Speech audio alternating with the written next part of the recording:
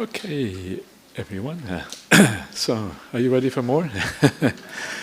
So we're going to carry on with the idea of insight, and we're going to look more closely at the suttas, at what the Buddha has to say about this. And in many ways, I would say that the things that we looked at this morning, the ideas of kind of the basic insights, in many ways, these are the most important things. Yet, it is also interesting to look at how you develop this further on the path, how you take it towards the real understandings that come through meditation practice. This is also very interesting. It's a little, maybe not quite necessarily as practical unless you are a very good meditator already, in which case it will be interesting. And some of these things are going to be probably quite theoretical for most people because they have to do with the deeper states of insight, and yet they are still, I think, interesting. I've always found in my own life how it's nice to have a kind of a map of the path, and understanding, kind of overall understanding, and then you see where your practice fits in on that overall map, and that's to me that kind of gives more confidence in the teaching of the Buddha, because you have more like a complete overview of what is going on here. So even if it gets a bit theoretical, I think it's still kind of interesting. So I'm going to have a look at a few fairly profound suttas first of all, and then I'm going to move on to the Anapanasati sutta later on and look at how insight happens through the meditation on the breath. The Anapanasati sutta is all about breath meditation and how insight happens through that kind of practice. So first of all, just some little bit of background for you. This first sutta here is called the Development of Immersion, or of Samadhi, Samadhi Sutta. And I'm not only going to have a look at the very beginning of this particular sutta. One of the questions always in meditation circles is how much samadhi do you need? Do you need the jhana states and these kind of things to have a deep insight? And some of these suttas, they answer that question. So this is what it says. So I have heard at Savatthi, mendicants develop samadhi. A mendicant who has samadhi truly understands. Truly understands. This yata bhuta here means like truly or according to reality. So someone who has immersion understands according to reality. So this is the implication there, is that if you haven't got samadhi, then it is possible you may not understand according to reality. So what do they understand according to reality? And this is what they understand: the origin and ending of form, the origin and ending of feeling, the origin and ending of perception, the origin and ending of choices, and the origin and ending of consciousness. And these, of course, are the 5 khandhas. These are often called the 5 aggregates in English translation. Maybe the 4 aspects of personality is a good translation. 4 aspects of personality. And these are the things that are the basis or the ground for insight in Buddhism. Why are these 5 things the basis for insight? And the answer is that this is where the sense of self tends to reside. We have a sense of self, I am, I exist. In relation to what do we have that sense of self? Where does it sit? And it tends to sit in relation to these 5 khandhas. So if we want to uncover the illusion of a self, this is where you have to look, in these areas. So this is the importance. This is why these 5 khandhas are so important, because they are that foundation for insight meditation. And as you can see here, immersion, samadhi, is the thing that allows us access to that kind of insight. So that's kind of important. And this sort of conditionality, where samadhi is the basis for insight. I found it throughout the suttas. It's a very important aspect of the general conditionality in the suttas. Samadhi leading to clear seeing in the deepest sense of the word. When we talk about truly understanding here, we're still talking about vipassana. This is a deep aspect of vipassana that we're talking about. They're still in the same area. And of course, samadhi is a profound aspect of samatha. So we're still talking about samatha and vipassana here, except that it's a deeper form of these things. And then it goes on. I can maybe have a quick look at it just for the fun of it. What is the origin of form, feeling, perception, choices, and consciousness? It's when the mendicant, or anyone really, approves, welcomes, and keeps clinging. This is the origin of these things, because we know in the suttas it always is craving and attachment, are the origin of dukkha. It is through craving and attachment that the whole rebirth process happens. And so this is what is meant by the origin of these things. It really refers to the process of rebirth, where we recreate, we perpetuate, keep on re-establishing these 5 aggregates of 5 khandhas. What do they approve, welcome, and keep clinging to? They approve, welcome, and keep clinging to form. This gives rise to relishing. This is like craving. Relishing forms is grasping, upadana. The grasping is a condition for continued existence. This is dependent origination for you right there. Continued existence is a condition for rebirth. Rebirth is a condition for old age and death, sorrow, lamentation, pain, sadness, and distress to come to be. So this is how there is the origin of the 5 khandhas. This is how this entire mass of suffering originates. And then you welcome and approve, and you keep clinging to the other 4 khandhas, and the same thing is the result. This is how it all originates. So this is what you see here. You see this process of origination. You understand the causal connection between craving on the one hand and rebirth on the other. Yeah, it's kind of profound. How can you see the causal connection between craving and rebirth? Well, this is what this promises you, that you will see. So, and to be able to do that, you need deep samadhi. It's not something you can just think your way to in ordinary life. You need to go through the meditation process.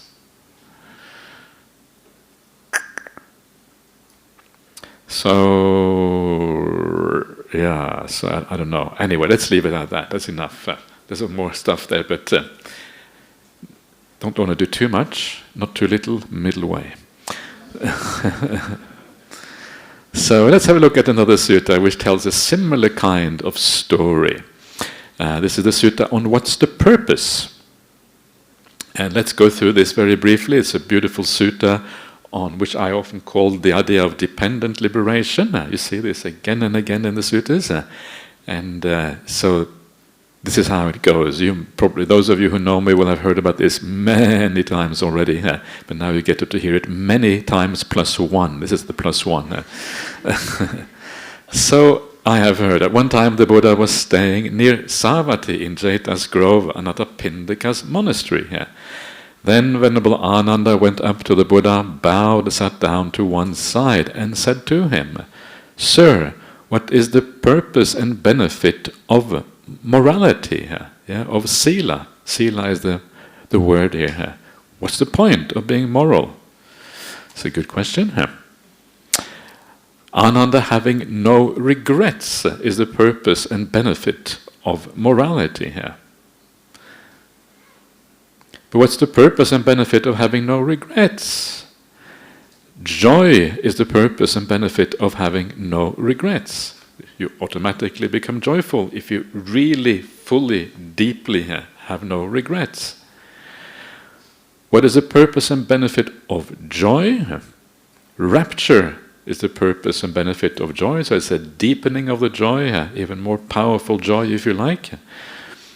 What is the purpose and benefit of rapture? Why should we bother with rapture? Well, first of all, it's good fun. Yeah, that's a very good reason to have rapture. But actually, there's more benefit than that. Fun is not enough in Buddhism. Fun is important, but it's actually more than that. And the purpose is tranquility. Yeah, you start to feel incredibly peaceful, really enjoying your meditation in a deep and powerful way. When you have rapture, you take it further. This here can be considered like the process of mindfulness of breathing, how you experience that mindfulness of breathing internally when it works really well. Why do we have tranquility? And why do we have tranquility? Because it gives rise to bliss, even more happiness, even deeper happiness. Joy, then rapture, then tranquility, then bliss. This is what makes the path such a beautiful and powerful path. And these are the kind of suttas we should teach more often to people. Maybe they become interested in Buddhism. Not just dukkha, dukkha, dukkha, but sukha, sukha, sukha instead. So these things are incredibly attractive, this kind of meditation series. So why should we have bliss? Well, it's good enough for its own reason, but actually it is not just for its own reason. Purpose and benefit of bliss is samadhi. Samadhi comes from bliss. So why does samadhi come from bliss?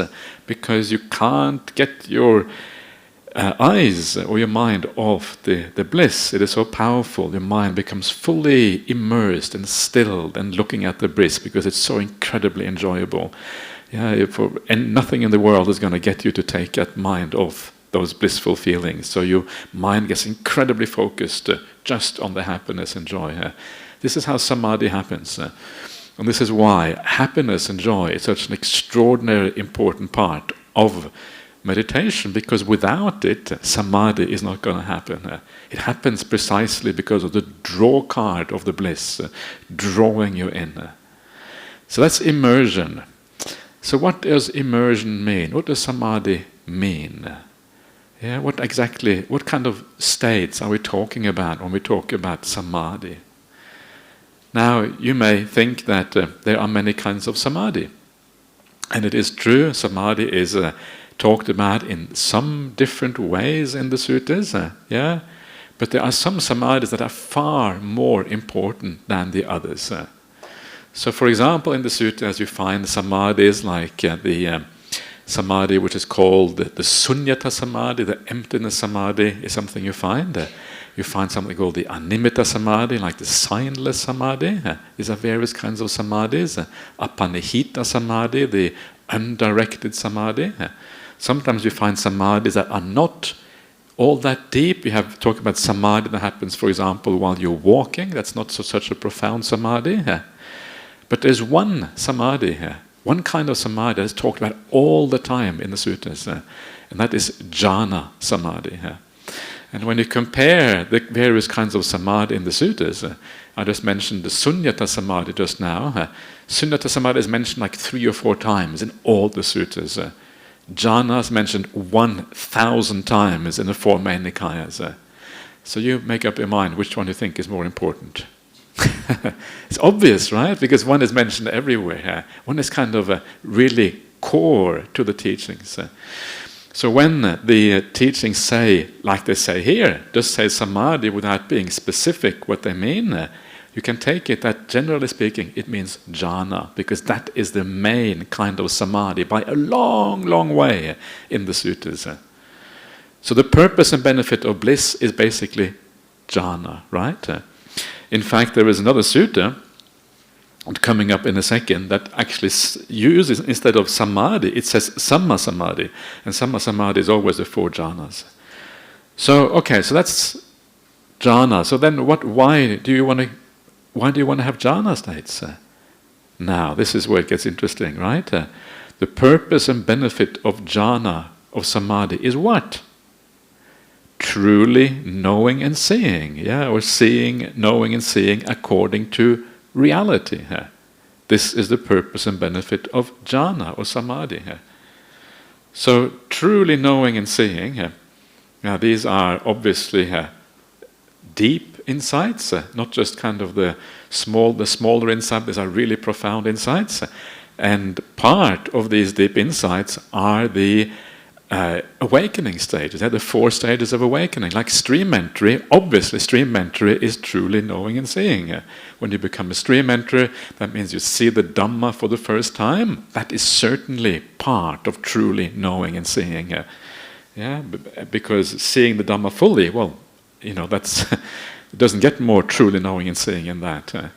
So we can take it that this includes stream entry and all the way up to arahantship. And so what we are seeing then is that samadhi, here being the jhanas, are the purpose and benefit of awakening, including stream entry. This is what this is saying. This gives you an idea of the importance of samadhi on the Buddhist path. The connection between deep calm, deep stillness that you find through samatha and its connection to vipassana, seeing things deeply. This is kind of a very, probably the most important, exhibit number 1, in pointing to that connection between samadhi on the one hand and seeing things according to reality on the other. And I mentioned yesterday, when we had the workshop on what the Buddha's practice, I mentioned that one of the names of the jhana, one of the ways they are described, they are called alang arya jnana dasana visesa. This is one of the kind of the words that describe the jhanas.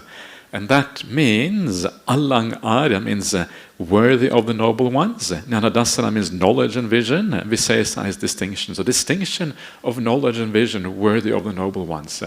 This is one of the descriptions of the jhana states. And it's kind of curious when you think about it, because here the jhana itself is called jnanadasana. Here it leads to jnanadasana, but in that other one it's actually called jnanadasana.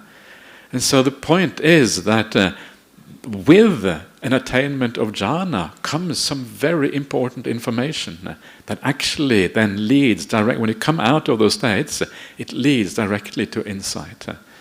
What you see in a jhana state is something so profound, so interesting, but you're also locked in, so you can't really reflect on it while you're in the jhana. But what you see while you're there, you will never forget it. It leaves an imprint on the mind, the positive trauma of jhana. Never forget it again. And then you come out, then the insights happen as a matter of course. And what is it that you see in jhana? Well, what you see is a different reality. You see happiness that you have never experienced before. And there's a number of things that are missing from your ordinary experience that are no longer there. And then you realize that these things that are missing, they are dukkha. They are impermanent because they're no longer there. And they are non-self because they are gone. And all you have left is this jhana experience, which is basically just bliss. You're left with pure bliss. That's all you have. You realize the rest of the world is the opposite of bliss. What is that? I was going to. There's some bad words that can be used, but I'm not going to use those bad words because I'm a Buddhist monk. We don't use bad words. Only in private do we use bad words, not in public. Yeah. We are. I thought that was coffee, but that was just water. That's when you get a shock, you drink and it's just water and you think it's coffee. That's it.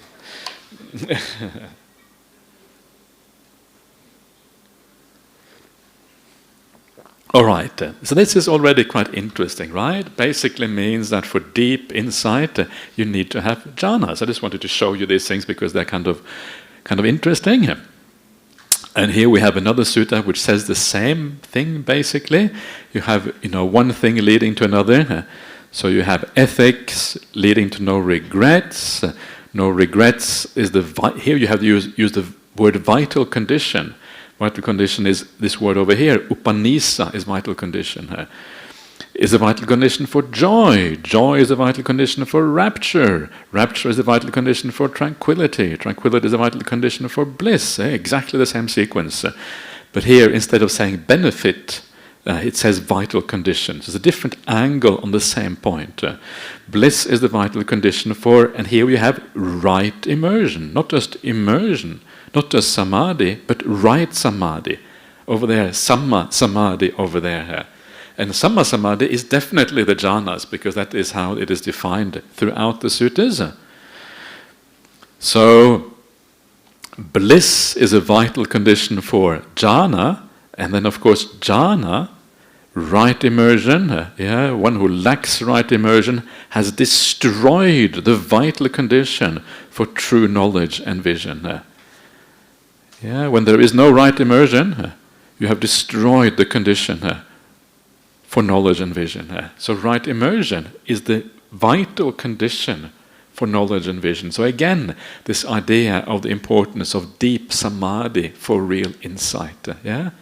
These are kind of very powerful and interesting suttas that give you a very clear idea of what is going on.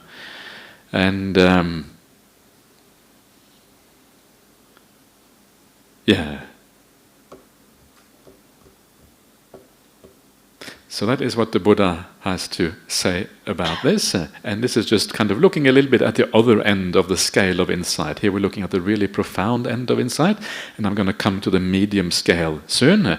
But the endpoints are kind of easier to talk about because they are very clear the way they are described in the suttas.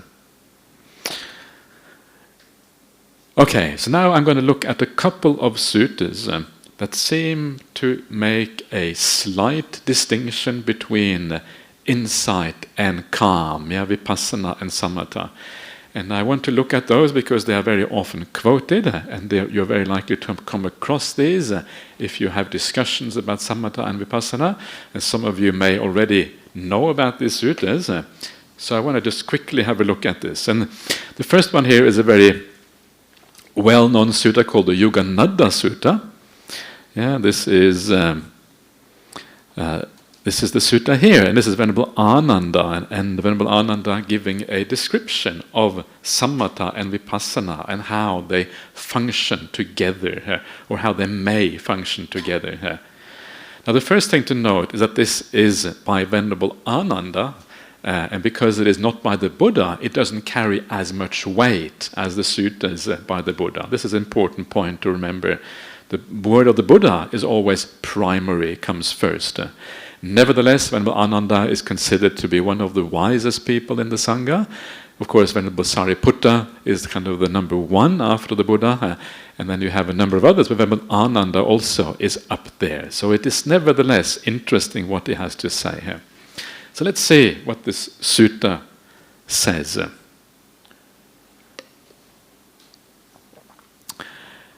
At one time, Venerable Ananda was staying near Kosambi in Gosita's monastery. There Ananda addressed the mendicants. Reverends, mendicants, reverend, they replied. Or maybe venerable. Ananda said this. Reverends, all of the monks and nuns who declare in my presence that they have attained perfection did so by one or other of four paths. Well, the first thing which is interesting here is that it is not just monks but nuns, right? This is not so common in the suttas.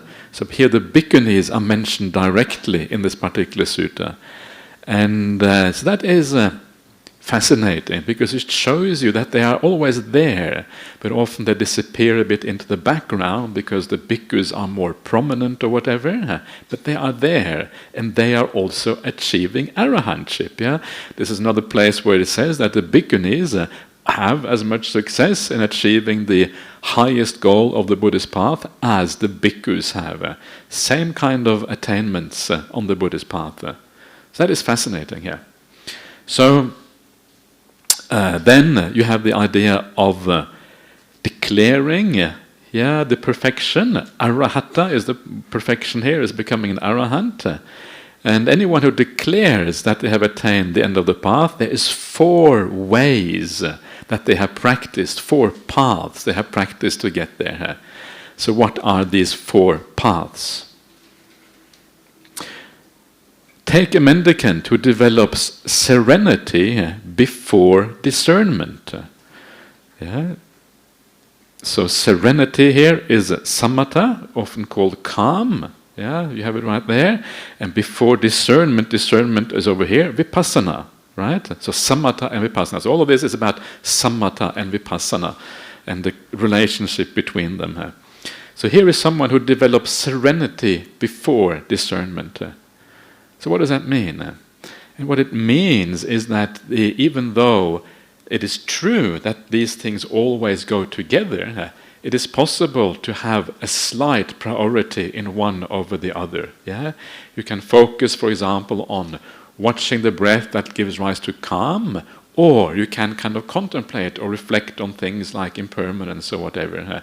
And even though that calm will also give vipassana, and even though that vipassana reflection will also give rise to calm, there is like a slight priority there, one leading the other one. Yeah. So when it says here, the Pali word for leading, pubangama, so the Pali word pubangama there, samatha pubangama, it literally means going before. So it kind of draws the other one with it. Yeah, it is the leader in qualities here. So you develop serenity as a leading quality, discernment kind of coming along afterwards. So that is really all it seems to mean. Yeah, a slight kind of emphasis on one over the other. No absolute distinction, but a slight emphasis.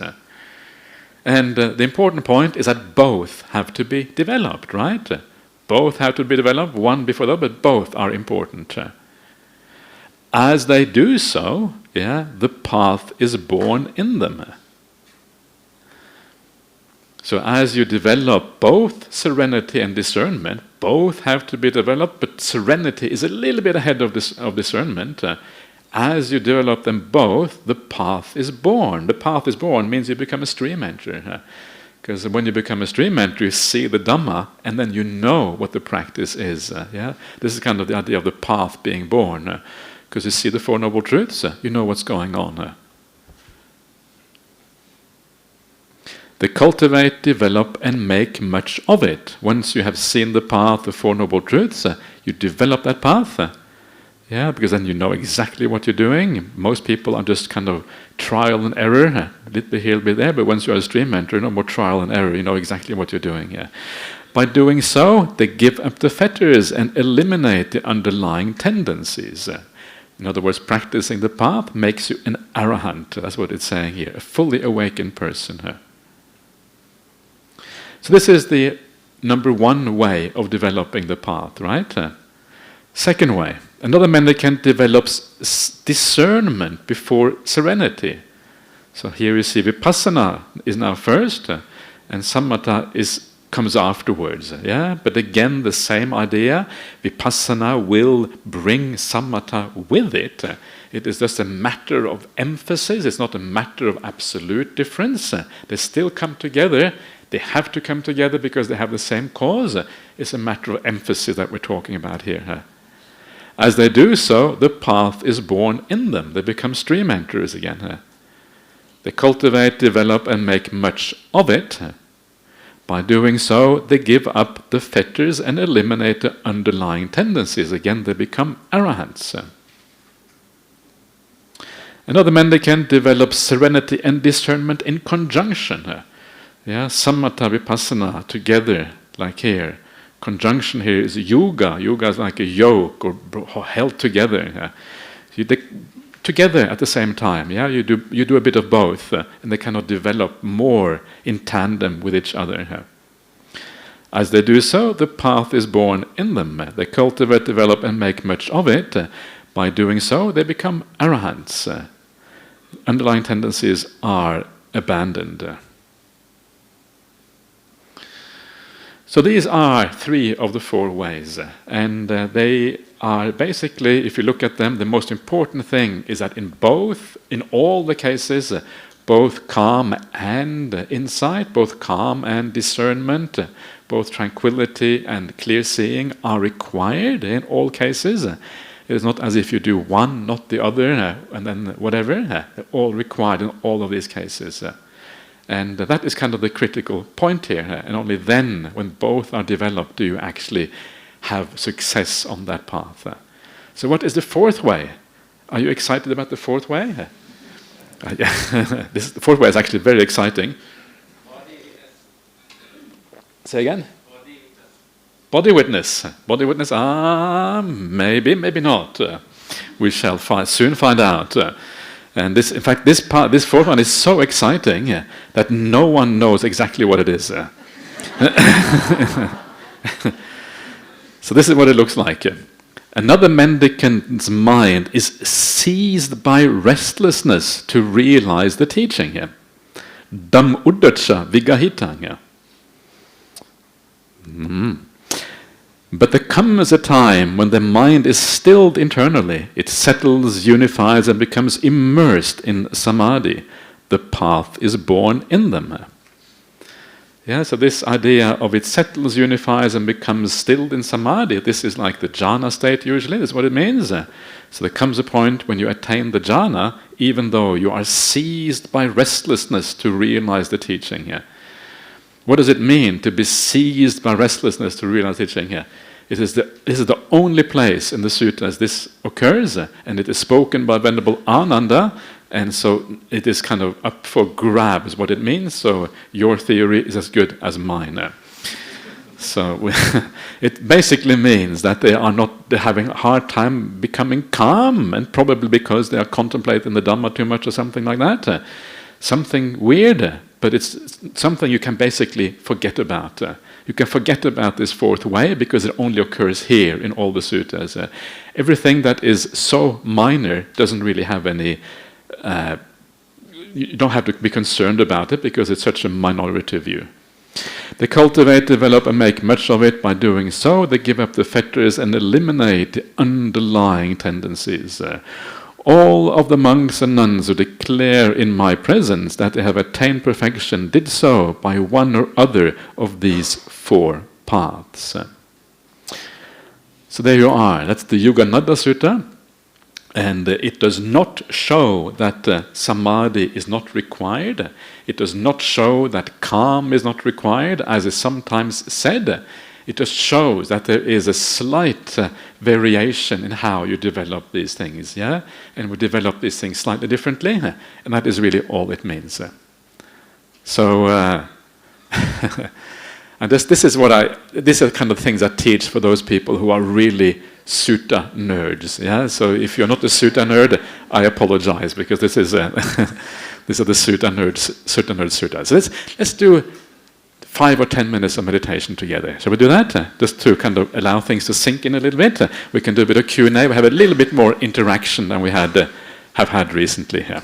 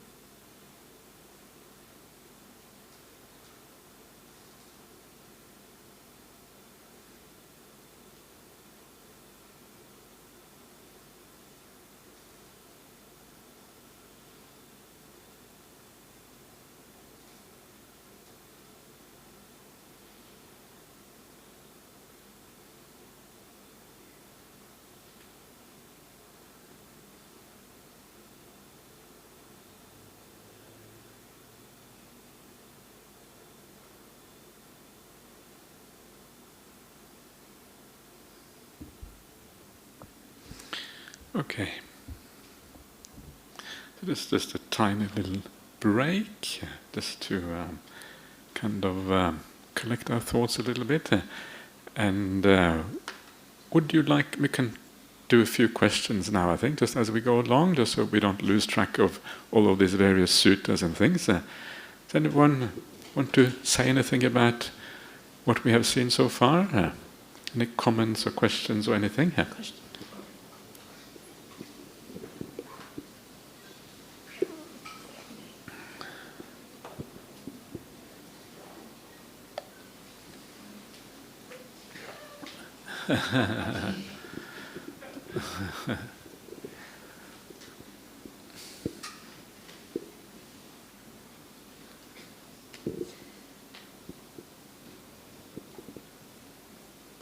Oh, this is the longest route to walk. Okay,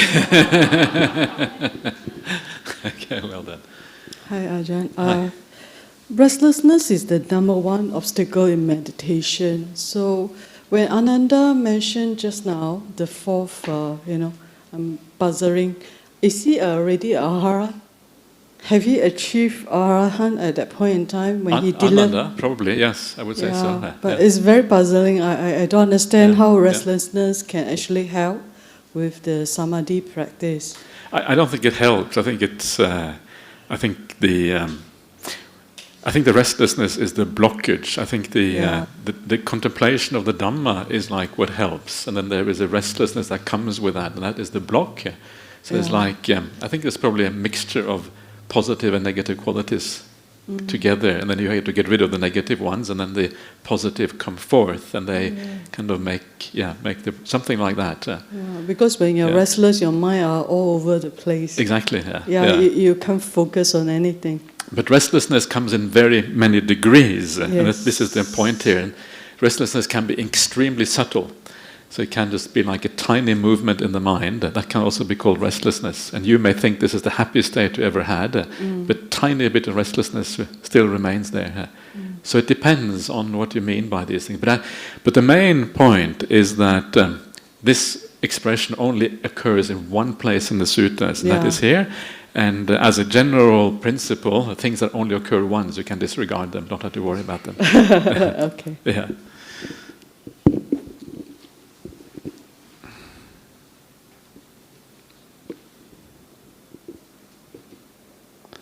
Any other questions? Digger, help?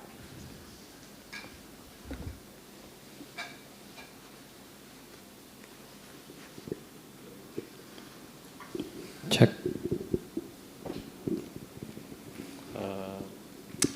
Sorry, I can't remember properly. There's a sutta mentioned there are a few noble people that I think Buddha, then those that liberate by both Vipassana and Samatha. Not Ubbata Vimutti, you mean? You mean the Ubbata Vimutti, liberated in both ways? Is that what you mean? Yeah.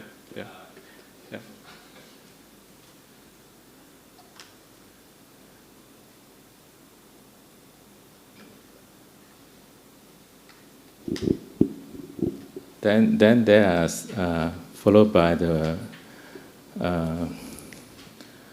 liberated by wisdom, Panya Vimutti, by the body witness, then by the vision, then by I think some Kaya Sakki.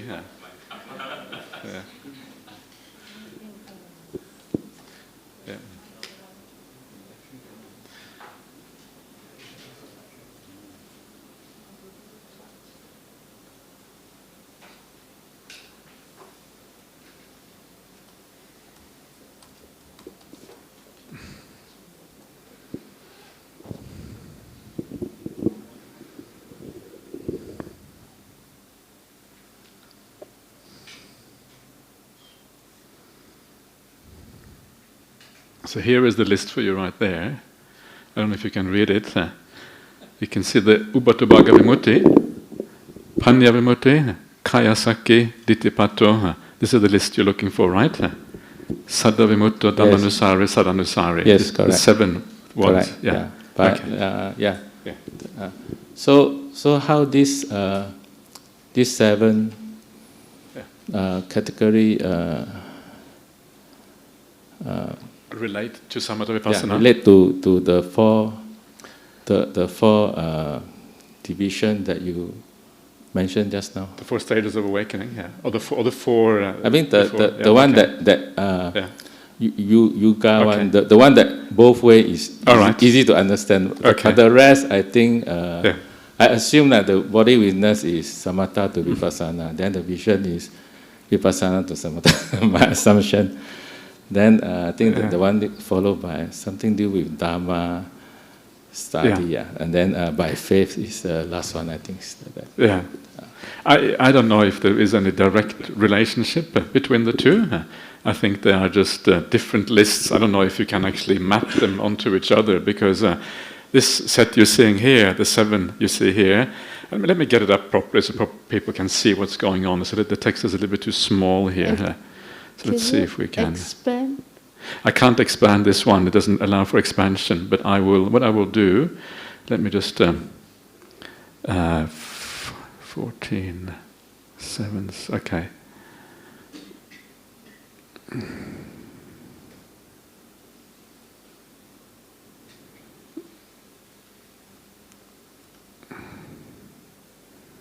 This is Sutta Central, by the way. This is where all the suttas are. This is a very nice website if you want to read any sutta. You have the numerical discourses, you have them in different languages, different translations, all kind of things. 7s, which number was it again? 14? Was that it? So I think it's this one here. Let's see. Yeah, so here they are. So we have, these are the 7, yeah? So 7 people are worthy of offering. So these are the noble ones. This is an alternative division of the noble ones.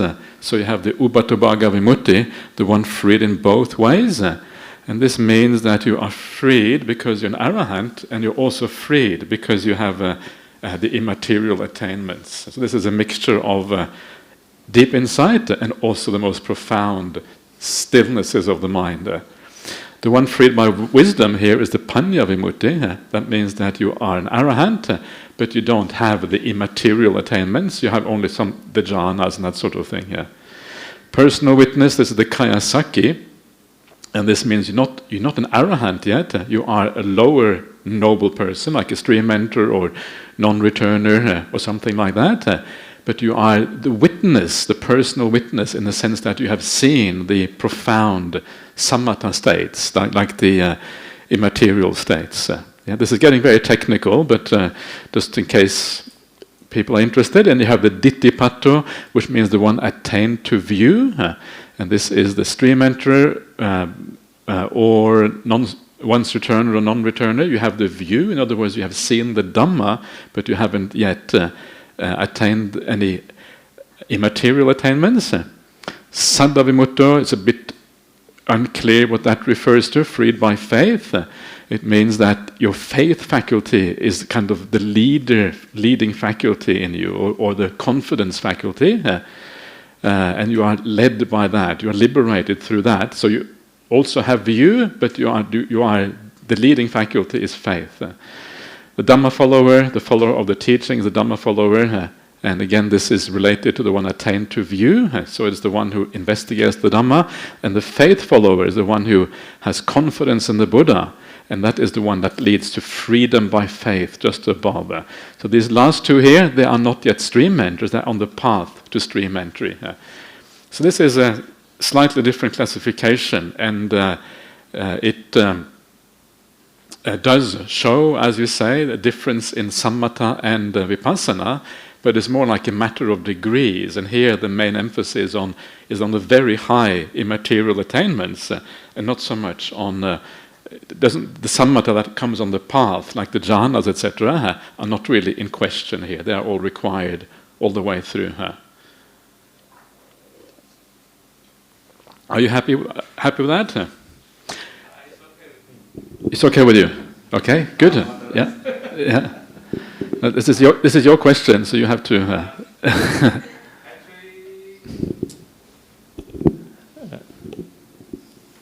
What is your view on to let's say put this into the four division that you mentioned earlier on? I don't know if it can be mapped one onto the other one. I'm not sure if that's possible. I think these are just different angles. I don't think it is.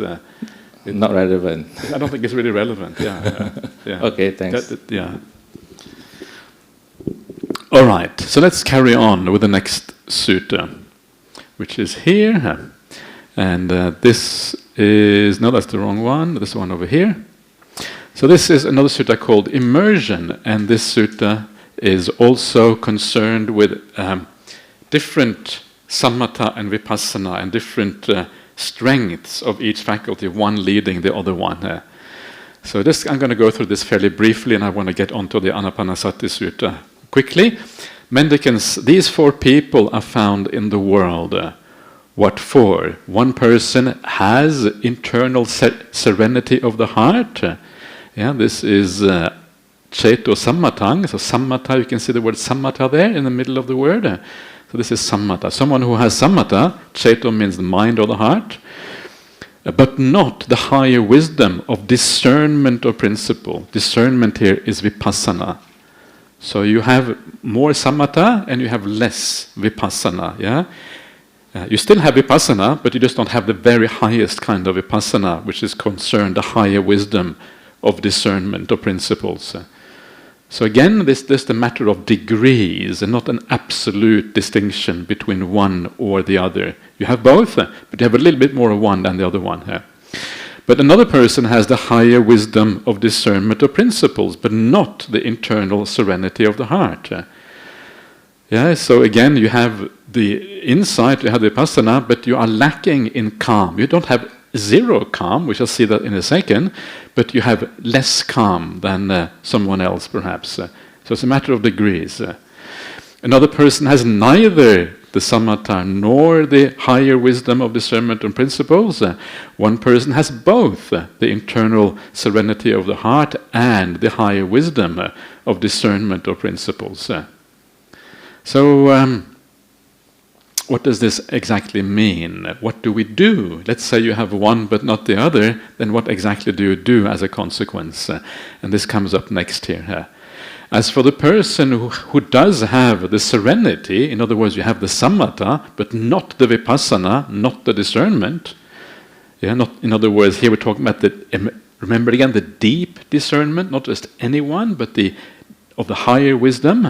They should approach someone who has discernment and ask. You should find out how to gain that vipassana. You should ask them.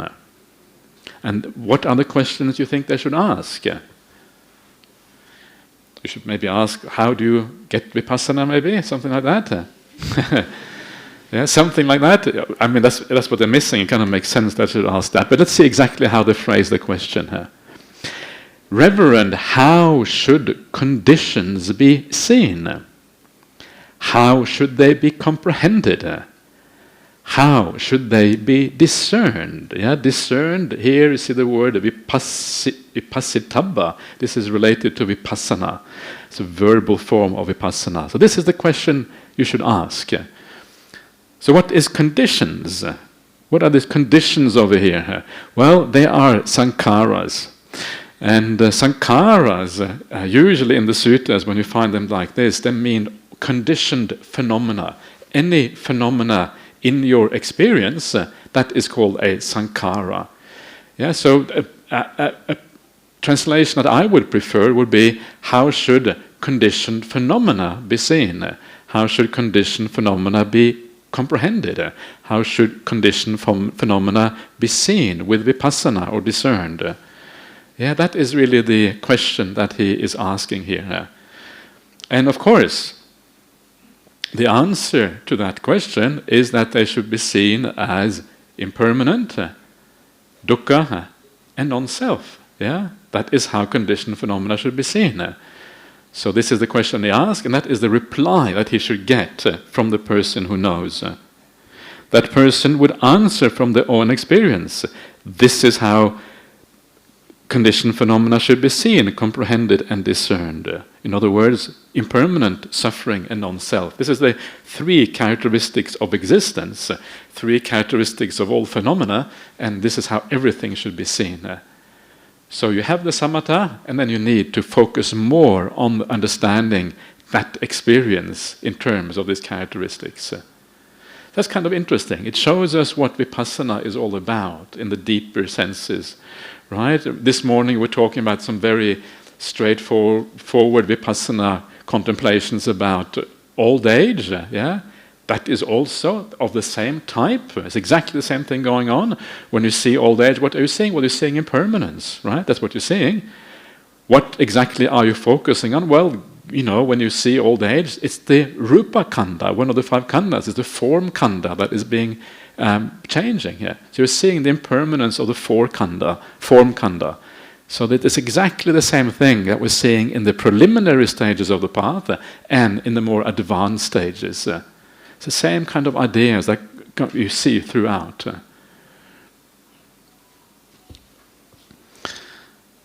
After some time, they have both serenity and discernment. They have both samatha and vipassana.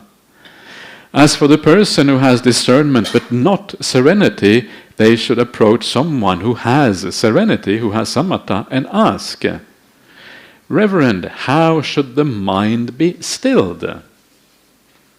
Yeah? How should we attain samatha? How should it be settled? How should it be unified? And all of these things are words that point in the direction of jhana states, the deep kind of samatha, not any kind of samatha, but the real deal, according to the samadhi that we saw before. How should it be immersed in samadhi? That person should answer from their own experience. This is how the mind should be stilled, settled, unified, and immersed in samadhi. And usually that would mean things like watching the breath, and kind of making the mind very peaceful through the samadhi rising from the breath.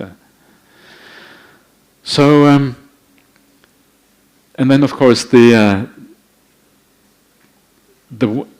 so after some time, that person has both discernment and serenity. What if you have neither serenity nor discernment? They should approach someone who has both and ask, how is the mind still? How is it settled? How is it unified? How is it immersed? How should conditions be seen? How should it be comprehended? How should it be discerned? So you ask all of those questions. That person should answer, as before. After some time, they have both serenity and insight. And then you have the person who has both, grounded on those skillful qualities that should practice meditation further to end the defilements. So you carry on practicing what you have already, and then you become an arahant as a consequence. So anyway, so this is kind of gives you some clarity about what is meant by vipassana and also samatha. In other words, vipassana is the contemplation of the three characteristics in relation to our experience. And our experience is basically the same as the five khandhas. And none of this, again, means that you either have serenity, either samatha or vipassana, or the other. Again, they come together, but in slightly different degrees of strength, one leading the other one. But there's no absolute distinction between the two. And if you read carefully here, like as we have done now, you will see that actually the meaning is more subtle than it seems. So, there you are. So I'm just going to leave it at that. These are just some of the suttas that people often refer to when it comes to samatha and vipassana, just to give you some idea what is going on. Now we want to come to the main exhibit for today. This is the famous Anapanasati Sutta, and I want to look at how the mindfulness of breathing also leads to insight.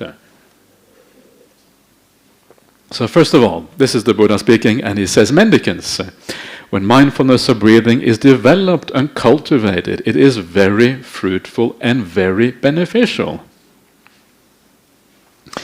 When the Buddha says something is very fruitful and very beneficial, the Buddha doesn't mince his words. So that means like really, really, really, really fruitful and beneficial, right? It means it takes you all the way to the end of the path. Mindfulness of breathing, when developed and cultivated, fulfills the 4 kinds of mindfulness meditation. Yeah, the 4 satipatthanas are fulfilled by developing the breath meditation. Very interesting and very important point. It means that all you have to do to fulfill satipatthana is to watch the breath. Makes the practice very simple and down to earth. Don't have to worry about all these alternative practices that sometimes are done. That's a very useful thing right there. The 4 kinds of mindfulness meditation, of course, the 4 kinds of mindfulness meditation, when developed, fulfill the 7 awakening factors. So again, if you just watch the breath, you will end up fulfilling also the 7 factors of awakening, the Bojjhanga, the famous Bojjhangas. And they are called the 7 factors of awakening because they take you to awakening, they take you to become an arahant. The 7 factors of awakening, when developed and cultivated, fulfill knowledge and freedom, vidya vimutti. And that is, of course, arahantship. Vidya is the insight, the knowledge that you get from this, and vimutti is the liberation of the mind from dukkha, from defilements, and all these kind of things. These are always the 2 results of arahantship, is that you understand, you have insight. It's like, if you like, it can be considered maybe almost like the intellectual quality of the arahant, the knowledge, the understanding. And then there is the emotional quality, which is liberation. You're liberated from all of these negative things. So you are naturally joyous and happy. You are hassa panya. You know the word hasapanya? It's a bhikkhuni, it's the number 1 bhikkhuni in Perth, the abbot of the monastery in Perth. Her name is Hasapanya. But it's also a quality of the non-returner. So the non-returner, there's a large number of qualities of someone who is a non-returner or an arahant. And one of the qualities is that the person is hasapanya. Hasa means like laughter. Panya means wisdom, laughing wisdom. So this is one of the qualities, because you have overcome probably all suffering and all problems. You have laughing wisdom. So someone who is an arahant should be very jolly. When you have the kind of the Chinese Buddha statue, Milöfo, always laughing. Maybe because Milöfo is a non-returner. I don't know. I'm just guessing now. Probably not, because it's a bodhisattva. But this idea that you're supposed to laugh and be happy actually is a sign that you are going well on the path. Not always. Some people are just natural comedians, they haven't got a clue. So it depends on the situation. But some people have both the profundity, the wisdom, and also kind of that lightness of the heart, the kind of the endless bubbling with joy endlessly. So this is the vidya vimutti.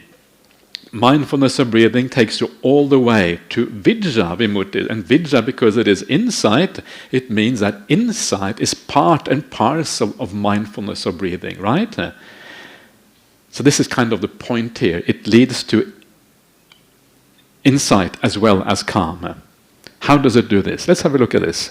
How is mindfulness of breathing developed and cultivated to be very fruitful and beneficial? It's when a mendicant gone to a wilderness or to the foot of a tree or to an empty hut sits down cross-legged, sets their body straight and establishes mindfulness in front of them. This is the foundational part of mindfulness of breathing. This is maybe the most important of all the instructions in the sutta, because it tells you how to set it up. And once you set it up, the practice is largely automatic. So setting it up is very, very important. So please study this in great detail. If you ever come on my retreats, I explain this in great detail, this particular part. I'm not going to explain it now because I explain it so often. I'm just now just going to point to you that if you want to learn this, come on the next retreat. Now, this is how I sell the retreats. this is anyway. So let's just leave that for now. Then comes the actual meditation part. Just mindful they breathe in, mindful they breathe out. Breathing in a long breath, or he has here heavily, they know I'm breathing in heavily. Breathing out heavily, they know I'm breathing out heavily. Breathing in lightly, they know I'm breathing in lightly. Breathing out lightly, they know I'm breathing out lightly. They practice like this. I'll breathe in, experiencing the whole breath. Body here basically means breath. They practice like this. I'll breathe in, experiencing the whole. I breathe out, experiencing the whole breath. They practice like this. I'll breathe in, stilling the physical process, or you could say stilling the breath, because the breath is here the physical process. That's what remains. Kaya sankarang is the word. It refers to the breath. They practice like this. I'll breathe out, stilling the physical process. So this is the first of the 16 steps, the first 4 of the 16 steps of Anapanasati. And this is equivalent to the body contemplation in the Satipatthana Sutta, the Kaya-nupassana. So this is how you do the Kaya-nupassana according to breath meditation. All you have to do is watch the breath. Don't have to do the 31 parts of the body. I'm not saying that's wrong. Maybe it can be helpful, but you don't have to. Not absolutely necessary. The breath is sufficient to fulfill the first aspect of Satipatthana, which is kind of interesting here.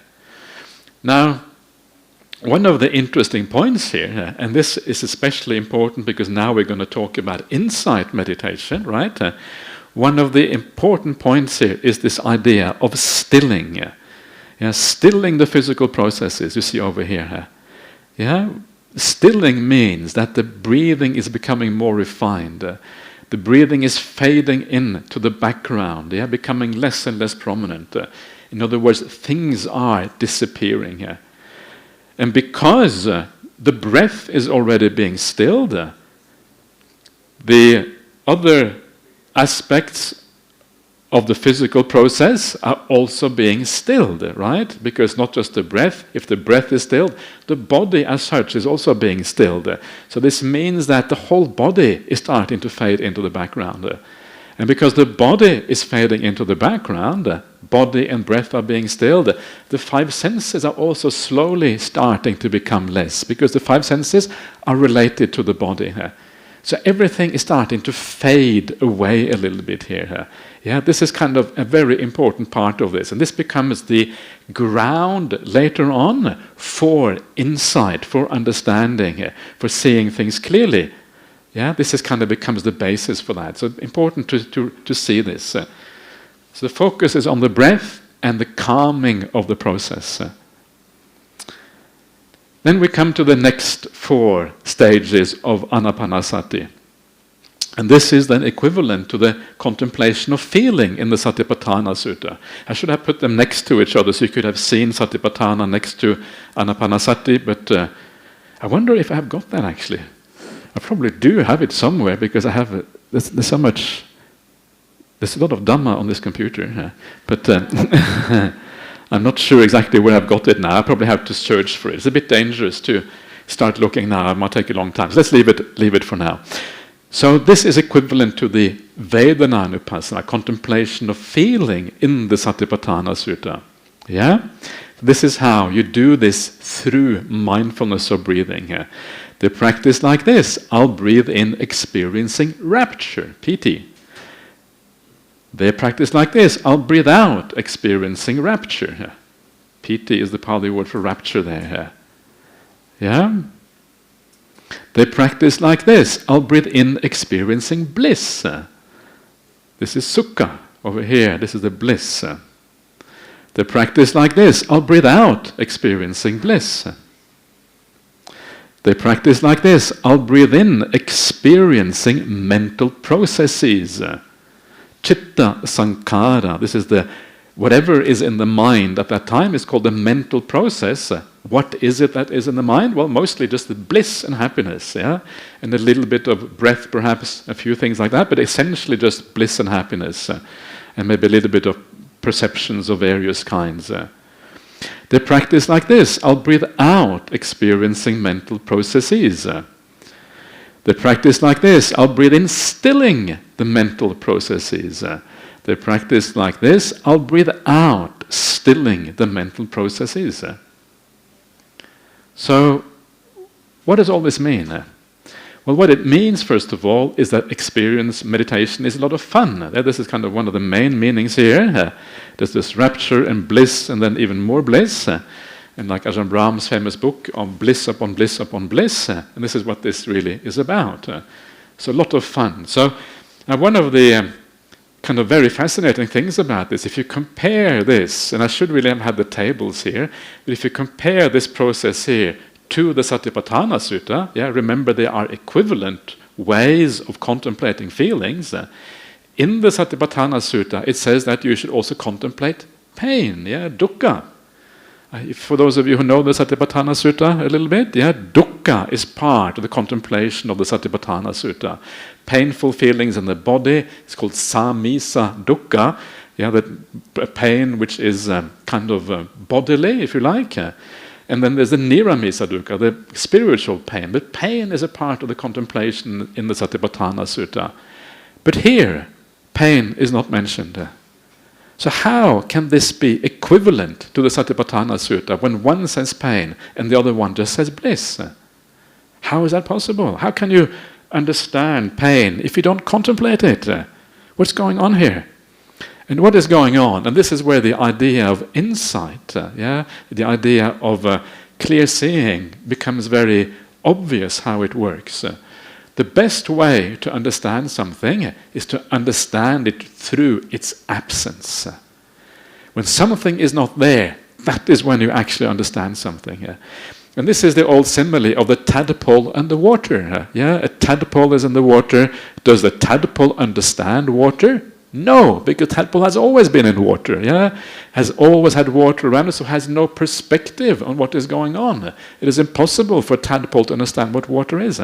But when a tadpole gets little legs, and one day it becomes a frog, jumps out of the water, actually maybe swims out of the water, you can't really jump in the water, actually swim and get to the shore and walk onto the dry land, then the tadpole, the frog, has insight. Now I know what water is. That's the insight of the tadpole, the insight of the frog. Do you think that's what the frog does? Now I know what water is. Right? So when you get out of something, when something has stopped, that's when you can understand something. And this is a very important aspect of understanding how insight works, right? It is when you get out of something, when something has ceased, we shall see this in a second, that is when you can understand something fully. If you want to understand pain, get out of the pain. This is the first point I want to make here, which relates to the idea of insight. The second point, which is important here, is again the same we saw before, the stilling part. Here you have the stilling of the mental processes right down here. And this is another stilling. Before we had the stilling of the breath, now we have the stilling of the mind processes. One thing becoming more still after another. And this whole stilling thing becomes the kind of the again, the basis or foundation for insight down the track. Because when things are stilled, it means that things are disappearing, things are fading away. Here many of the mental qualities are fading away. Many of the sankharas, the will is fading away. The bliss is becoming more peaceful. There's less things going on. All of that feeds into the insight contemplation or the understanding later on. So these are the kind of the data, if you like, that actually allows you to get insight later on. So this is the equivalent of the Vedana Nupassana, contemplation of feelings, in the Anapanasati Sutta. Now we come to the contemplation of mind, Chitta Nupassana. The next four steps are equivalent to the Chitta Nupassana, contemplation of mind, in the Satipatthana Sutta, the third of the four Satipatthanas. And here in the Anapanasati Sutta, it is step 9 to 12, four more steps. They practice like this. I will breathe in experiencing the mind. They practice like this. I will breathe out experiencing the mind. They practice like this. I will breathe in gladdening the mind. They practice like this. I will breathe out gladdening the mind. They practice like this. I will breathe in stilling the mind in samadhi. They practice like this. I will breathe out stilling the mind in samadhi. They practice like this. I will breathe in freeing the mind. They practice like this. I'll breathe out freeing the mind. So here we go from feeling to the mind. Practice experiencing the mind. What does it mean to experience the mind? Well, it means that you get rid of all those things that are not mind, and what is left is mind. What is not mind? Well, the five senses basically are not mind.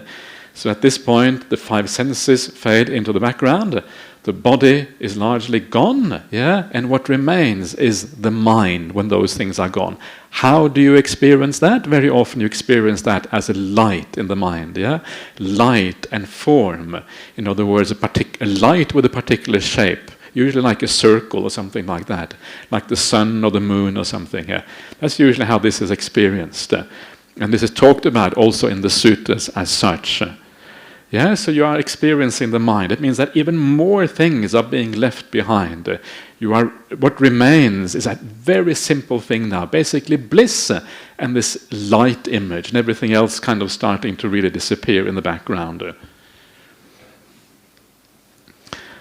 Then you gladden that mind. You make it even more happy, as if it wasn't happy enough already. It's already extremely happy, but now even more happy. And then you still that mind. Remember, I've been talking about stilling all the time. First you still the breath, then you still the mental qualities, now you still the mind itself. One stilling after the other, things becoming more and more refined, things disappearing because of the stilling that is happening. So this is all the way through the same kind of process. More happiness, more stilling, more things fading away, less remaining in your mind as you go through this process. And again, you can see here, there are no negative qualities of the mind. If you go to the Satipatthana Sutta, you will see many of the negative qualities that are there. You're supposed to contemplate dosa, you're supposed to contemplate lobha. Dosa means like ill will, lobha means greed. They are mentioned there. They are not mentioned here. So again, they are contemplated by their absence, because you fulfill the Chitta Anupassana, you fulfill this contemplation by watching the breath in this way. So again, absence is the way you contemplate these things. So what about the breathing here? Why is the breathing talked about so much when we're focusing on the mind itself? What is going on here? And the idea here is that the breath is like the anchor of the meditation. The breath is there in the background. It is no longer something that you it may intrude into your meditation occasionally, but basically it's in the background. So it's there as an anchor. So if you lose your way a little bit, you can go back to the breath, and it's it's a secondary phenomena at this point. This is really what you are seeing here. The mind is the primary phenomenon at this particular point. Come to the very end of this. They practice like this. I will breathe in, freeing the mind. I will breathe out, freeing the mind. And this is the most interesting of all. Vimochayang chittang. And here, freeing, this means that you enter samadhi. That's what freeing the mind is. And freeing the mind really refers to the complete ending of the body, the five senses, and also the five hindrances. Everything just disappearing. And then you enter famous states of jhana and deep samadhi. This is what happens here. So this is the idea of the first 12 steps of Anapanasati. There's 4 steps remaining, right? 16 steps altogether, and the last 4 all concern more with insight. So we're going to look at those in a second. But now we have created the data. We have created the ground on which insight can happen. And this is why I have made the point all the way through to talk about how there is a shift in perception. Everything is calming down. Things are gradually disappearing, right? The fact that things are gradually disappearing, the fact that things are calming down, that becomes the foundation for insight. This is how it works. This is how insight happens. So now you can start to see why initially we contemplate old age and illness and these things, and it is already very, very helpful. But for insight to become deep, we need to see directly how things actually disappear and how they come to an end. Then insight becomes possible. So how we're dealing with the deep insights. So how does the Buddha talk about this? So here we go. They practice like this. I will breathe in, observing impermanence. They practice like this. I will breathe out, observing impermanence. Permanence here is anicca. Yeah? Anupassi means to observe or to look along with. Observing impermanence. So what does this mean? Well, this just means that you are seeing things, first of all. This is the most basic kind of insight contemplation. You're just seeing things changing, right? Things are changing all the time. They are impermanent, unreliable, not steady. The breath coming and going, that's a kind of impermanence, Or various kind of feelings in the mind, various kind of feeling, that's also impermanence. This is just the idea of the coming and going of things. And very often, when you go to a Vipassana course, this is the kind of thing they're talking about, seeing the coming and going of things. One thing coming, one going, one thing after the other. But remember, it is a fairly shallow kind of insight, because the coming and going of things, the movement of things, does not really give you, it doesn't take you out of the water like the tadpole. You're still in the water. You're just feeling the water becoming warm, the water becoming cold, the water being salty, the water being fresh. You're seeing the different qualities of the water, but you don't actually understand the water itself. If you want to understand the water itself, you need a deeper kind of insight to be able to see that. So this is just the beginning. So what is it that we see as impermanent? Well, what we look at in this here, we look at the process that we have just been through. The first 12 steps. The process of watching the long breath, the short breath, watching the feelings, watching the mind, and all of these kind of things. That is what we are seeing as impermanent. We're looking back on what we have experienced already. What are those things that we have experienced already? The 5 khandhas. Right? That's what it is. Everything is the 5 khandhas. Right now, what are you experiencing right now? 5 khandhas, Experience. 5 khandhas is just another word for experience. So it's the 5 khandhas that you are contemplating as impermanent in this way. You can see how all the teachings come together, right? How everything is just angles on the same thing. And this is what is so interesting about this. They practice like this. I'll breathe in, observing, fading away. They practice like this. I'll breathe out, observing, fading away. The Pali word is viraga. This is the Pali word for fading away. It also means dispassion, but here it means fading away. And so now you can start to, you can compare that to what I was saying all the way through about things becoming stilled, right? Things becoming stilled stage by stage, because the stilling of something is the same thing as the fading away.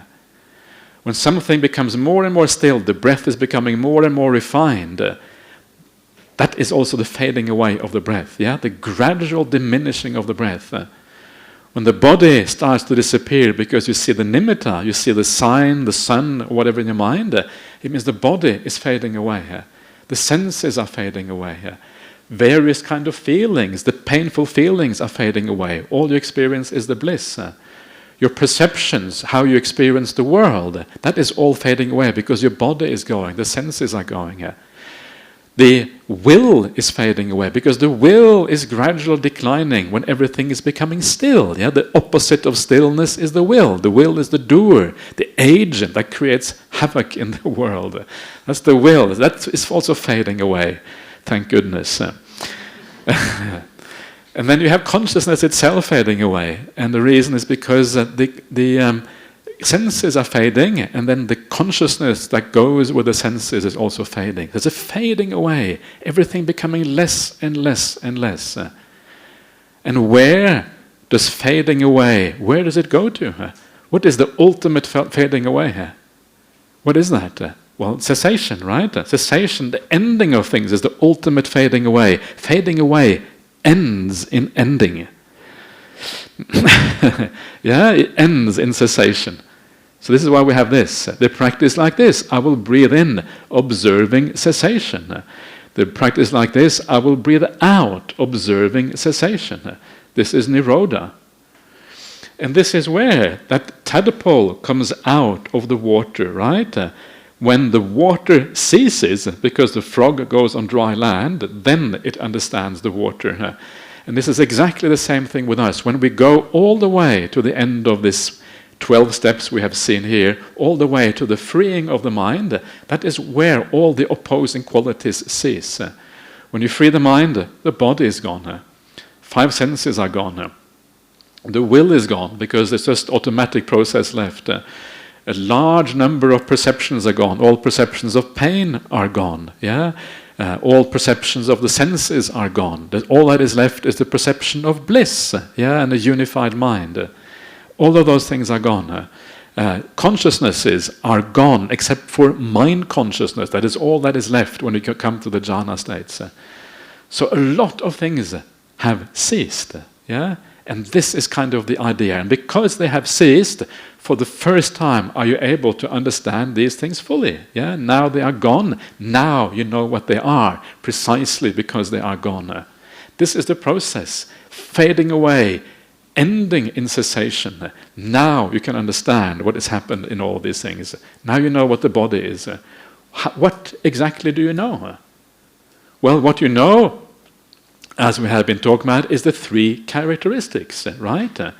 And you know all the 5 khandhas, which is your experience, you know all of them in terms of these 3 characteristics. The body is gone. What does that mean? Well, it means that it's happy, right? The body is gone. Wow, you feel so happy. And you start to understand what the pain the body is. Always have to move it a little bit, yeah? You can't really sit still for more than 10 seconds. You have to move something, yeah? You know what it's like, yeah? The body is an endless kind of heap of pain, basically. That's the reality of the body. Yeah? And so the body is gone. Wow, the body is gone. Yeah, really, really happy. So you understand the difference between happiness and suffering for the first time. You get some deep insight into happiness and suffering. Yeah? The 5 senses are gone. And you had no idea that the 5 senses were so much of a pain. Yeah, all this stuff seeping into your mind all the time, all of this disturbance coming in, always hitting the mind like a flayed cow, with the mosquitoes coming and biting the flayed cow, yeah, incredibly irritating. Yeah. And so now for the first time you're beyond the 5 senses. Wow, what a relief. And this is kind of the weird thing. I've been talking about last few days about the idea of how to overcome attachment to the 5 senses. Well, the purpose of overcoming that attachment early on is to allow you to access samadhi. And once you get into samadhi, you understand why you did all that work to overcome the attachment. Because now you get it, yeah? Actually, it was a pain all along, yeah? You thought it was something important, and then you realize, actually, no, it was the other way around. So this is insight, yeah? This is clear seeing. You know what's going on. Sankhara khandha, the will. You have given up the will. Again, incredibly joyful to give up the will like that, because the will is a torture inside. You are imprisoned by the will. We think the will is our friend, because we will and do things in the world. You realize, no, that was a mistake. It ceases. Only when it ceases can you see these things.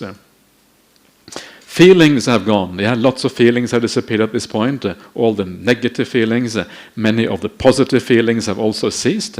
And all of that you see as a problem. Yeah, you understand what is going on. Consciousness has gone. Large parts of consciousness have disappeared because you are no longer, you only have 1 sense left. The 5 other consciousnesses of the 5 senses has all disappeared. Perceptions have become incredibly simple. The only perception that is left is the perception of bliss in the mind. That's all that remains, and a slight bit of movement, wobble of the first jhana is all that's left. So this is how insight works, right? Insight works by giving things up, going beyond them, and then understanding them, understanding their radical impermanence. When we talk about impermanence in Buddhism, it is really the cessation that we really mean. That is the real impermanence. The ordinary anicca of rising and falling is not all that interesting. It is cessation that is the real interesting kind of impermanence. That's where you really start to see things. Now you understand dukkha and sukha, because when dukkha is completely gone, all suffering is gone, then only happiness remains. You can understand the distinction between the two. You're getting right view, right? This is what right view is, understanding happiness and suffering. You're starting to see that there is an alternative life to the ordinary life of the five senses, the alternative reality, the spiritual reality of the mind. And lastly, last but not least, you also understand non-self. You understand non-self of all of those things that have ceased. And the reason you understand non-self of those things, because when you enter a jhana state, you can no longer access those things. You can no longer access the five senses. You can no longer access the body. You can no longer access the will. All of that is gone. Things that you cannot access, by definition, they are non-self. The self is something that you can always have access to. If you can't have access to it, it's non-self. Again, you will have to go there to see these kind of things.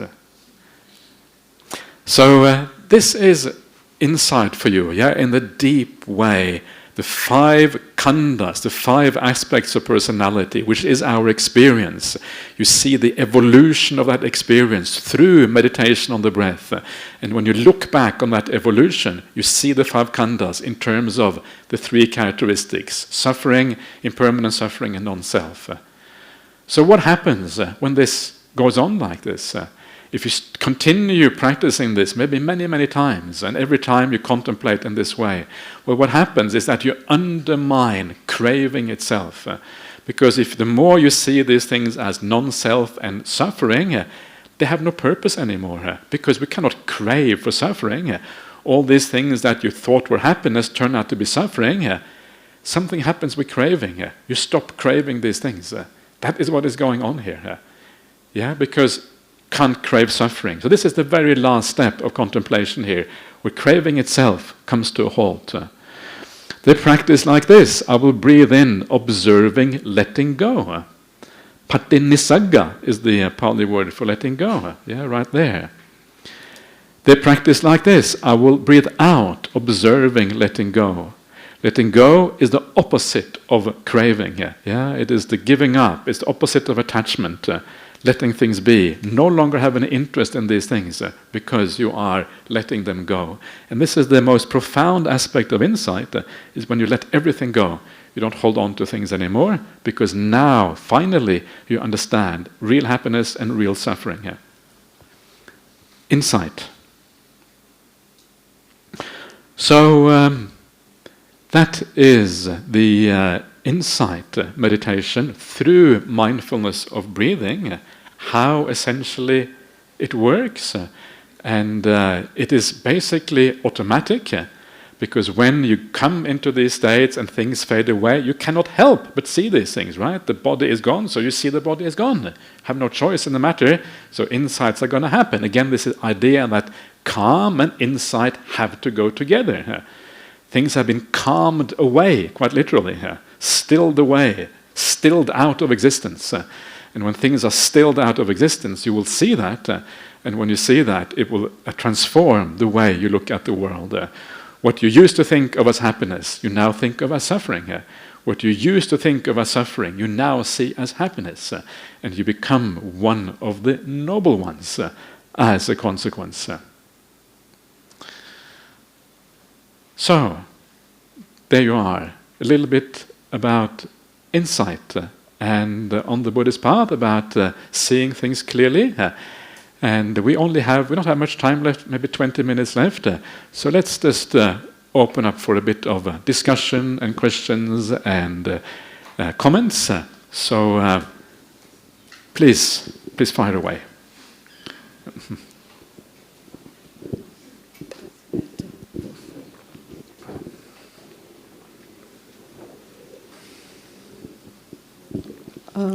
Mante, hi.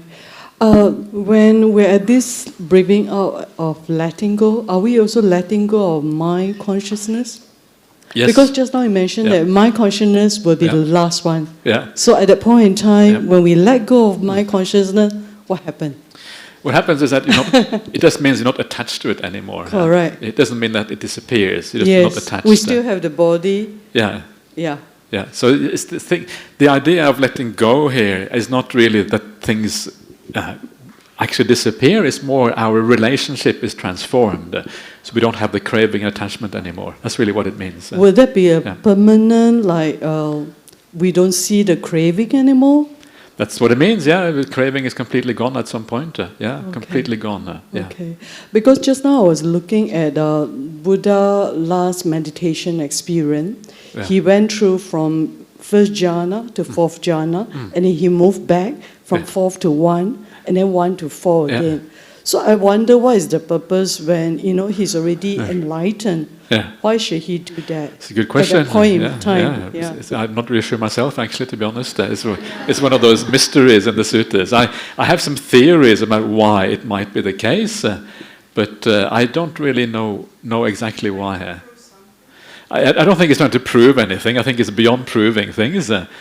But maybe it is the natural way that you become extinguished, because the thing is that when you die, you go through a process of kind of things becoming calmer and calmer and calmer. Maybe this is a natural way, but it's a bit strange that it goes all the way to cessation and comes back again, and then this is a bit weird. I have wondered, this is just pure speculation, but I wondered whether it might be because he wanted to kind of preserve his corpse for a while. And if you go through the process and you end up in the fourth jhana, it basically means that your body is completely stilled. You still all the metabolism in the body. And because all the metabolism is stilled when you die, it may be that the corpse is preserved for the maximum amount of time afterwards. Maybe that's the idea, so that people have time to kind of bow down to the Buddha, say their goodbyes before they cremate it. It's pure speculation on my part, but was he also waiting for Mahakassapa? I don't think that there is no. I don't think it says anywhere that he knew where Mahakassapa was. So I don't. Mahakassapa came. That's true, but whether the Buddha knew where he was or not sure. I don't know about that. Maybe that's part of it. Who knows? Yeah.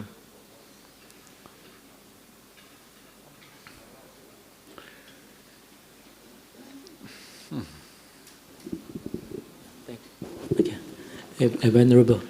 Yep. Actually, for my case, I tend to like to do Samadhi meditation because it calms my mind, and I enjoy it very much, So actually, so much so, I like to stay in Samadhi meditation. I don't like to go to maybe Vipassana meditation. Does it mean actually, if I just stay put at Samadhi meditation, I wouldn't gain more wisdom, You gain wisdom automatically, whether you want to or not. Even if you don't want it, you still get it. That's good news, isn't it? So you just enjoy the samadhi, and then when you come out afterwards or towards the end, then you will have seen that some things have disappeared, etc. You gain some insight afterwards. So good. So keep on enjoying the samadhi. Maybe it can also be useful when you come out to contemplate a little bit, what has disappeared, what is gone, just to reinforce the insight. Because if you just allow things to be, the insight may not become very strong or clear. So you, by watching and by observing carefully, you may actually strengthen the insight that you get and clear seeing. So always spend a bit of time at the end and ask yourself, what happened? Why is this nice? Why is it happy? What has disappeared that is dukkha, so I can enjoy the happiness so much? Is there, what about non-self? And you can kind of investigate a little bit like that. Yeah. Thank you.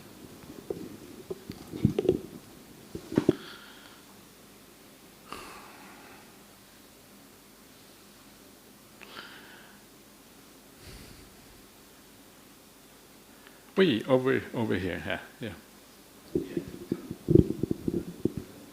Bhante, is the stilling that you talked about that leads to insight, when you're thinking in terms of the fourth stage of Satipatthana, when you talk of Dhamma and the Dhamma, does that refer to the three characteristics of existence that you talked about? The Dhammanupassana, the last part of the Satipatthana Sutta, it does to some extent, because the Dhammanupassana is the main aspect of that, is the contemplation of the five hindrances, right? There's many things in the Dhammanupassana. There's the five hindrances, the seven factors of awakening. There's also the six sense bases, the five khandhas, and the four noble truths. These are all part of the Dhammanupassana. But the two main aspects there is actually the five hindrances and the seven factors of awakening. They are the main. The other things seem to be have been added later. They're not part, as far as we can tell, of the original Satipatthana Sutta. So how do you contemplate those five hindrances? And the contemplation, as it is described in Satipatthana, is actually the contemplation of what they are. First of all, understanding what the hindrances are, then understanding how they arise, then understanding how they are given up, and then how they don't re-arise again in the future. And that is all about impermanence, right? It's all about knowing how impermanent they are, how to make them cease in the future. It's about understanding the causality. So it is, in a sense, part of the contemplation of the three characteristics, at least one of the three characteristics, but of course, by implication, all three. So that is the five hindrances, and then you do the similar kind of thing for the seven factors of awakening. Yeah, you do that same process, and as you do that, I think it is not spelled out properly, quite as clearly in the Satipatthana Sutta, but here in the Anapanasati Sutta, it is spelled out very clearly that what is meant is the contemplation in this particular way. Yeah. Thank you.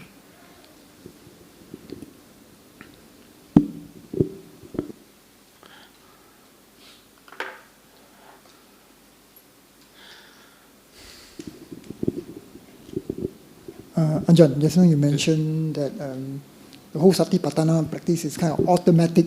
Yep. What do you mean by automatic? Do you not have to kind of be aware that, oh, now I've calmed my breath, let's move to the next step, to the next step, to the next step?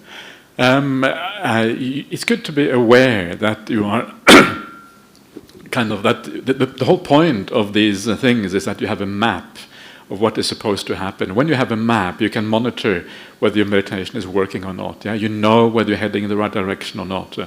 But that is really the main purpose. The main purpose is not to make it happen, but to be able to monitor if it is happening. Yeah.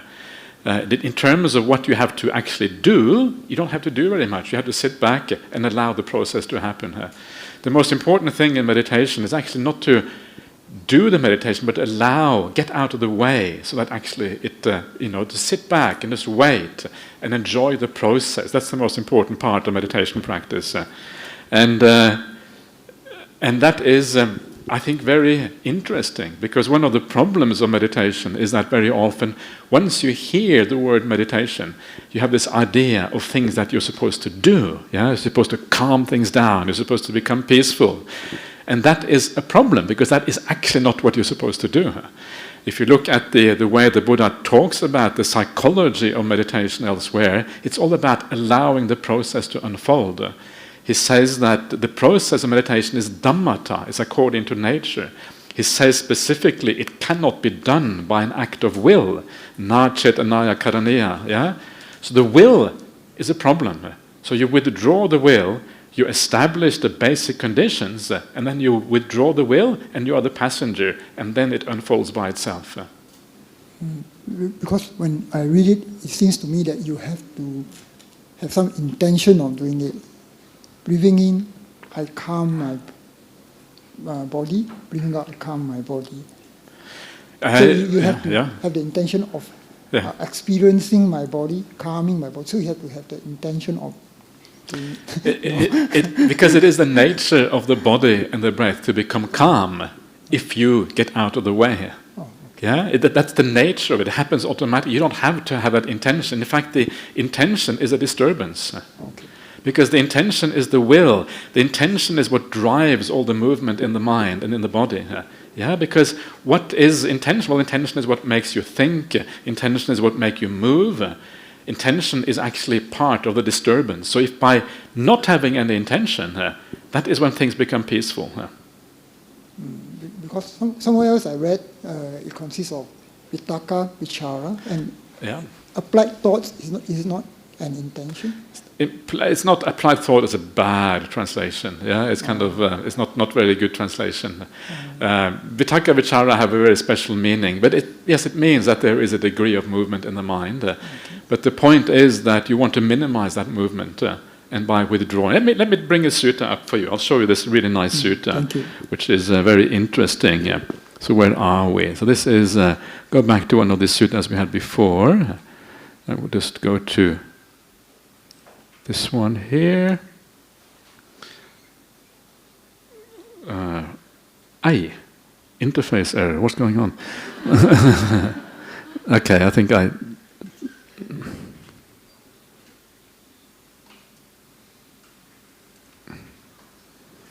Okay, so this is making a wish, right? So this is the sutta which I was talking about. Mendicants, an ethical person who has fulfilled ethical conduct, need not make a wish. Actually, it doesn't say that. It says na cetana karaniya, which means it is not to be done by intention. That's what it means. Someone who has fulfilled ethical conduct, it is not to be done by intention. May I have no regrets. It is natural that an ethical person has no regrets.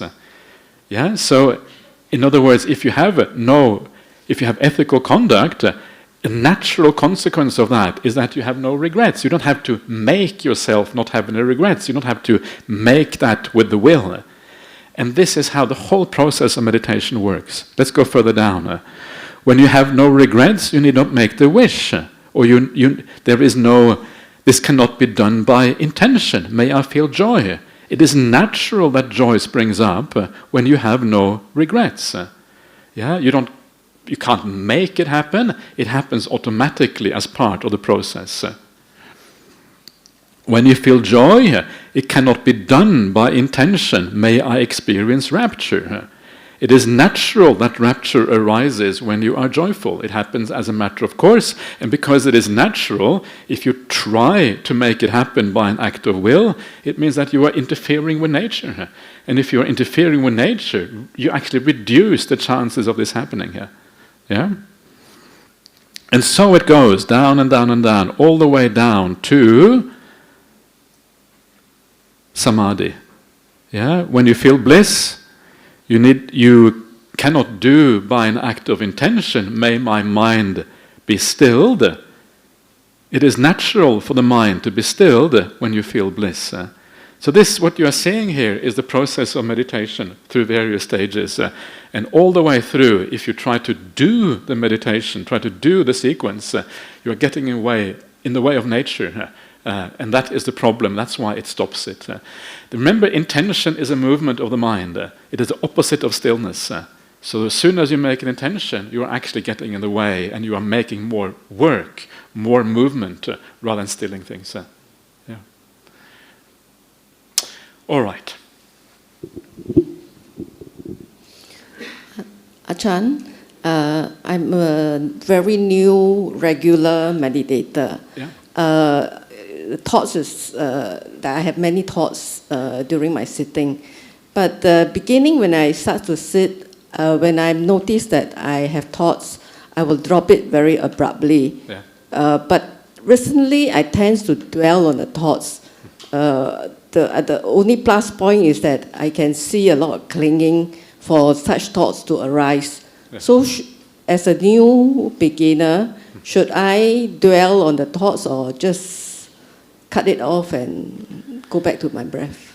Don't cut it off, because cutting it off usually means an act of will. It's almost like you are being, it's a bit hard on yourself, a bit violent almost, because there's a lot of aversion. A lot of aversion going on, yeah, right, exactly. So it's more important just to observe. And what is interesting is that if you observe properly and you are really mindful and clear, the thought cannot really coexist with strong observation. Yeah, so if you keep on observing, actually it will overcome the thought in the long run, because clear mindfulness is the opposite of thinking. So you just learn to observe what is going on, stay with things, observe things, and then when the mind starts to think, then you will suddenly notice that you're thinking, and at the moment you notice that you're thinking, you are observing again. You don't have to stop the thought, you just have to observe. Yeah, don't do anything, just observe. Allow the thoughts to come and go, and observe. This is number 1 point. Do you take certain things like, for example, like this thought is because I'm clinging on certain things, or just... you can do that, yeah. So you can see the clinging or the attachment, and then when you see the attachment, you realize that actually there's no point in being attached to this, and it's silly, and then you let it go. But usually you know that all thinking usually is either about the past or the future. The past, maybe someone has done something to you that wasn't very nice, and you think, oh, that person, they're really bad, and then you kind of forgive, you let go in that way. Or if it is about the future, you just realize that all this thinking is not going to get me anywhere. It's kind of pointless anyway. Resolving endless problems, never going to get peaceful if I'm going to resolve all the problems, because there's no end. And so you let it go, and I kind of come to peace. And you know that if you want to create a future for yourself, the future is created by being peaceful in meditation, not by resolving problems in meditation. And so you think like that, you try to be wise, and if you are wise in that way, if you use wisdom power rather than willpower, you will find that actually the mind starts to become peaceful. The third way, and actually all of these ways work together, is to enjoy the meditation. The more you enjoy the meditation, the less interesting the thinking is going to be. And see the peace that is there, see the positive qualities are there, yes, maybe see the joy that might be lurking there as well. And as you start to see that, thinking becomes kind of irrelevant and becomes completely uninteresting to you. So bring all of these things together, and then gradually you're going to get there. Yeah.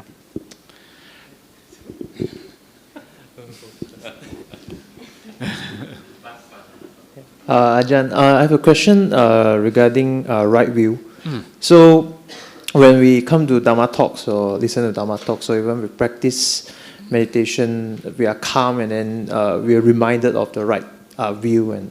But how do we practice in daily life? Because usually in daily life, we are very often get triggered by our cravings. So sometimes you follow the cravings, and I'm just wonder, how do we be able to practice this right view so that we don't regret afterwards? So in daily life, you just have to keep some very simple rules of thumb for your practice. And the most simple rule of thumb is just to be kind.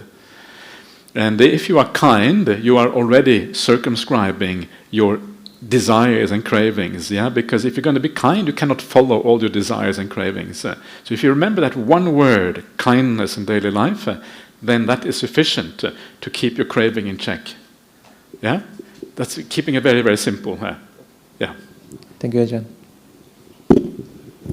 I would like to ask, now this question is back to very basic, not so very fundamental. Just now, the Anapanasati Sutta, they mentioned breathing in, tranquilizing the body or mind, breathing out, tranquilizing. They call it pasambaya, right? Pasambaya, yeah. The stilling of the mind or the body, is it happen in between the breathing in and the breathing out, or along the breathing in and breathing out, or just naturally?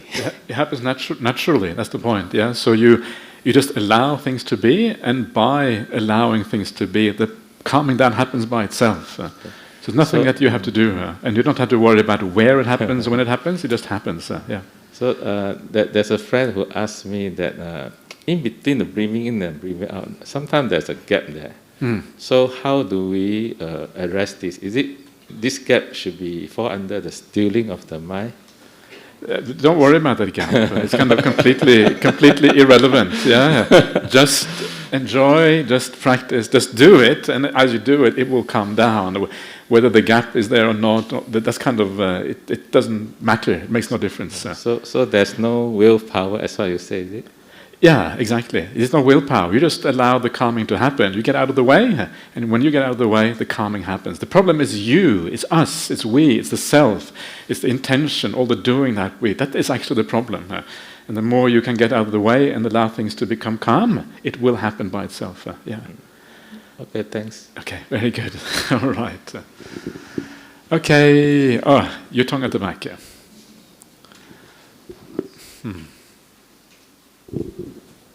Thanks. Ajahn, do you mind scroll up to the top? I don't mind at all. I'm very happy. So I think just now the sister was mentioning that about a lot of running thoughts during meditations. I think we missed out the very first step, ethics. So once we practice our ethics well enough, I mean ethics not, I'm not saying that you're an unethical person, sorry, I don't mean that. I mean it's that we have not practiced enough about this ethical conduct, about kindness that Ajahn Brahmali was talking about, the kindness. So we practice kindness in our daily life, then when we sit, then that's where everything's will just happen by itself. So practice kindness in our daily life, and that's what happens. So ethics is the number one step. So those of us who experience a lot of difficulty in meditations, go back to step number one. Yeah. Thank you. Exactly. And the thing that people often underestimate is the depth of ethics. We think that ethics means don't kill anyone, don't rob the banks, that kind of thing, right? But it's actually very subtle, the idea of ethics in Buddhism. And there is like the negative aspect of ethics and the positive aspect of ethics. The negative means don't do the bad things, don't say hurtful things, etc. But the positive side of ethics, do kind things, say kind things to people.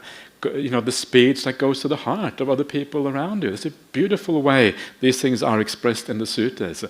Speech that creates harmony, that goes to the heart of people, that people find delightful and pleasing to listen. And so these are our opportunity to actually do things all the time, almost throughout the day. We can do things, we can think things. Remember, thought is also part of this. Ethics, this is what makes Buddhism so unique, that ethics goes all the way to the mind. So thinking kind thoughts about other people is an aspect of ethics. And so ethics is very profound. And once you start to, all of these aspects of ethics come together, kind actions, kind speech, and kind thoughts, you have metta, you have compassion for the world, that is when it becomes easy to have joy in the meditation, right? Because you live really well. And when you have that joy in the meditation, the mind is going to be still, just like 𝐸 is saying over there. So this is really the holy grail. I don't know if we have a holy grail in Buddhism, but if we have a holy grail in Buddhism, this is kind of the holy grail of the Buddhist practice. Kindness. It is the root of everything else. Get that really right, everything else tends to follow. Yeah, thanks. I think the other second things I want to point out is that once you have an ethic, you go meditation, and that's the joy, the tranquility, the samadhis. Are part of the 7 factors of enlightenment, the 7 bhujangas. They are, indeed. So that's all meditation. So once you develop ethics, the bhujangas are developed subsequently, naturally. Thank you, Ajahn. Okay. I think we can stop there. Time is up. Time's up. We would like to request Ajahn to lead us in sharing of the merits for the last 3 days. Last? I don't believe in last anymore. Last okay, the past 3 days. Last 3 days, okay. Last as well as a request for blessings. All right. So let's do the sharing of merit. It's a beautiful way of sharing with people who have passed away, and very often people may still be around. If people are attached to us, maybe they are here, hanging around with us. Just waiting for us to do the right thing. And then when we say, "Oh, I share the merits of the situation with you," they feel so happy. Bam! They go straight to heaven. That's the theory. Practice, we're not so sure what exactly happens. It may happen occasionally, but it's worthwhile doing. It's one of the beautiful practices of Buddhism, is to share the merit with departed. Usually in our modern societies, we talk about the welfare state from the cradle to the grave. In Buddhism, it's from cradle to grave and beyond the grave as well. That's kind of the Buddhist way. So anyway, let's do the Inang Minyat Inang together. Edang menyatinang hotu sukita hontu nyatayo.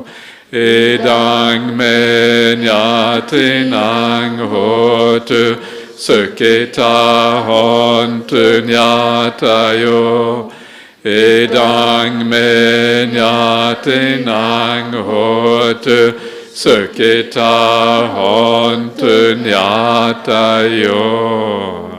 Sadhu, sadhu, sadhu. Okay, I'll give you a quick blessing, then we can do the Arahang Sammasambuddha together at the very end. Nati me saranang anyang, Buddho me saranang varang, etena sacavajena sotite hotu sabbada. Nati me saranang anyang, Dhammo me saranang varang, etena sacavaje nasotite hotu sabbada. Nati me saranang anyang, Sangho me saranang varang, etena sacava jena sotite hotu sabbada. Sadhu, sadhu, sadhu. Okay, let's do the Arahang Sammasambuddha together. Yeah.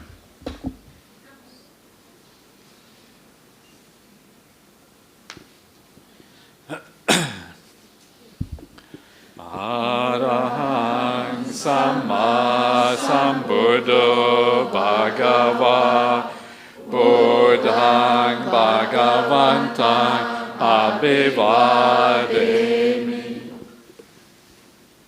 Svakato Bhagavata Dhammo Dhammang Namasami Supatipanno Bhagavato Savaka Sangho Sanghang Namami